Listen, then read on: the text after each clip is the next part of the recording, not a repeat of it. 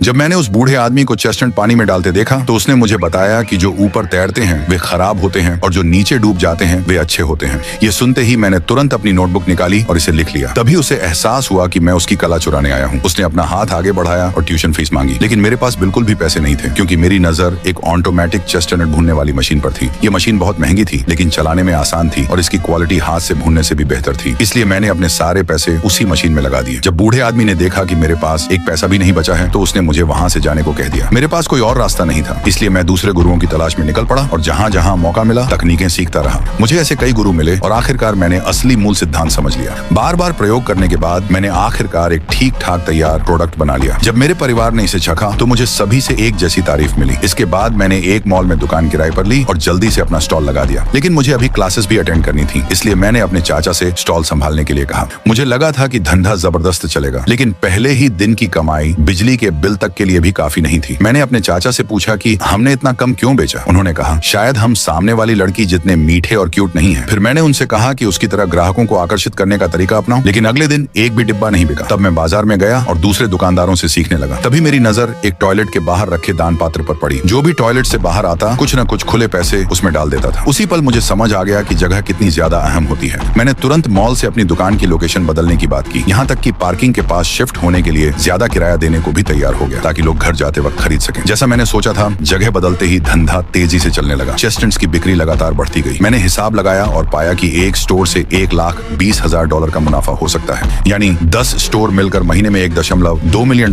कमा सकते हैं। इसके बाद मैंने मॉल की सारी प्राइम लोकेशंस अपने कब्जे में ले ली। लेकिन तभी मेरी माँ मेरे लिए बुरी खबर लेकर आई। मेरे पिता एक निवेश में असफल हो गए थे और उन पर भारी कर्ज चढ़ गया था। वे विदेश जाने की योजना बना रहे थे। मेरा बिजनेस अभी अभी रफ्तार पकड़ रहा था और मैं शहर छोड़ना नहीं चाहता था, इसलिए मैंने अकेले ही यहीं रुककर अपना कारोबार आगे बढ़ाने का फैसला किया। लेकिन ज्यादा समय नहीं बीता कि मुझे मॉल की तरफ से नोटिस मिला। वजह यह थी कि मेरी मशीन से बहुत ज्यादा धुआं निकलता था और मॉल की छत तक पीली हो गई थी। इसलिए मॉल ने मेरे सारे स्टॉल रद्द करने का फैसला कर लिया और मेरा स्टार्टअप पूरी तरह नाकाम हो गया। मैं काफी समय तक डिप्रेशन में रहा। फिर एक दिन मेरी गर्लफ्रेंड ने मुझे बाहर खाने के लिए बुलाया। उसने तली हुई समुद्री घास का एक डिब्बा निकाला और मुझे चखने को दिया। जैसे ही मैंने खाया मैं हैरान रह गया कि यह कितना स्वादिष्ट है। जितना ज्यादा खाता गया उतना ही और खाने का मन करता गया। मैं बिल्कुल रुक नहीं पा रहा था और उसी पल मेरे दिमाग में एक बिल्कुल नए बिजनेस आइडिया ने जन्म ले लिया।